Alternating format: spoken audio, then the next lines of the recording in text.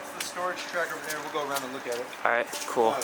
This is the transfer track. This actually whole piece of track rotates and lines up with that track, so you can send it on and off. And that's what this is about. Is that way it doesn't shoot it out into the midway on anybody. So it's made out shorter. Yeah, here's those sensors I was talking about. These catch.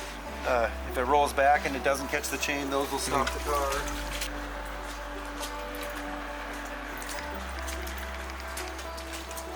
Here's the lift. This whole platform will go up all the way to wherever people need off at.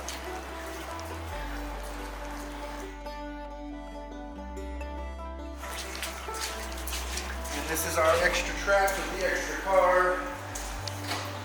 Yeah, this is the transfer track where it's nice to have a third car, because if anything happens to one of the other cars, a wheel goes bad or something, we can just swap them out and it won't interrupt business or at all, and then we can work on it here. Okay. And it's, you know, it's a nice good level, you know, to be able to get up under the car and check stuff.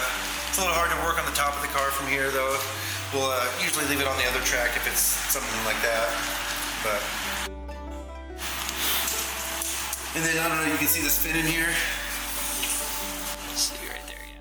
That's the brake and the sensor guide. And it's kind of cool, this track right here. This is where you can check the alignment of it too, because if it brushes against any of those metal slots, then it's not in alignment. Same thing with these are magnets, and these magnets are extremely strong. Do not ever let a tool get near those or you will have fun getting it back. But I also line up to the metal plate down there to kind of check out your alignment for your brakes, make sure everything's lined up, because it's pretty touchy, you know, how well they have to be lined up to function properly. So yeah, and then like the restraints, they're all powered, and there's only one part in the station that has power, and that's right in front of the docking terminal. And so the seats, it is not possible to open them up unless it's in the docking station. So we have a battery pack that we have to charge, that if something happens out on the track, we have to come plug the battery pack in to release them, because they have to be powered or whatever. Grounding strap prevents any sparking or anything. Yeah, those are all the brushes. That's where the power transfers through. And those line up to these rails over on the other side. And then here's the tires you were talking about too. Yep. Some of them, yeah. Yeah, there's one of these at every station. That's what actually bumps the car forward or backward.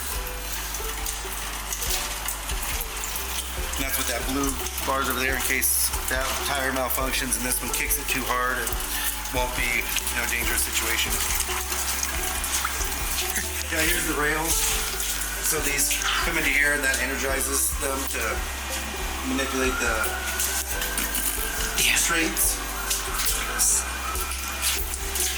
Yeah, this is for the gate. I don't know why. I was trying to talk about that earlier, but we had a problem with this and had to fix it. The gate wouldn't function properly. I just remember it kept shutting when it wasn't supposed to. You know, and every day, gotta come through, check the wheels. This is that tire that takes that front hit of the brake, so you can see the tread's worn more off of that than any other tire. So it needs replaced the most frequently. You guys just use standard car tires for those then, huh? Yes. I mean, I think there are some specific specifications to them, but we just go to Les Schwab and get them though, yeah. And here's the whole, this is the whole braking system. You can see all those metal plates up there. Those magnets catch those, and the sensors all track the speed of it, so it knows how high. They'll actually lift and lower the plates so it has more or less braking. And then when it comes into this last one, if that's not activated, it'll be pinched and it'll just stop the car right there. So watch your step. Yeah, I mean every day they got to come through, check the undersides of these, the tops. So then the thing that I've noticed too, and I've seen this on like pictures that I've taken of coasters, is like these little paint strips. That's what you use to make sure that everything is kind of torqued in the correct spot, right? That's a torque mark. So if this bolt comes loose, it will. This stuff's like really hard. It'll break that. You can see cracking and it'll shift, so you can tell if they're not lined up. And so we've actually, from when we replace these rails, you can see the old ones aren't lined up, but the new ones are. Yeah. So. And it's kind of a trade-off between, we've got blue and orange. The blue doesn't fade, but it doesn't pop out as much, so it's easier to see the orange. So it kind of depends on where we're using it. If we want like the bright orange to stick out, and Yeah. if we don't want it to stick out, we use blue, but it's harder to see. And yeah, just make sure to cross in this one, the front one. Yeah. Has potential to fall over. Yeah. We'd actually have somebody crossing and then they raise the seats. Oh. And almost knock somebody down, but not folks crossing the front. Oh, we're all booted up. That's awesome. So this shows the track in every section. So these sections are blue. That means they're occupied with cars. Every green light is one of our sensors. That means they're functioning properly. All kinds of shows the encoder and the current for our motors and stuff. And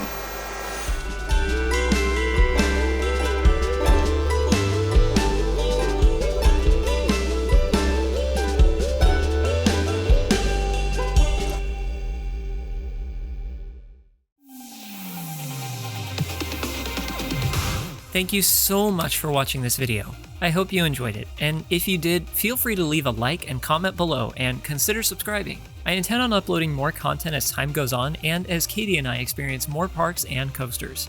You can also find daily uploads on our Instagram page at Coaster Mania. Soon we'll be opening an Etsy page where you'll be able to buy prints and more of some of your favorite coaster photography of ours. Thanks for watching the video, and ride on, Coaster Maniacs!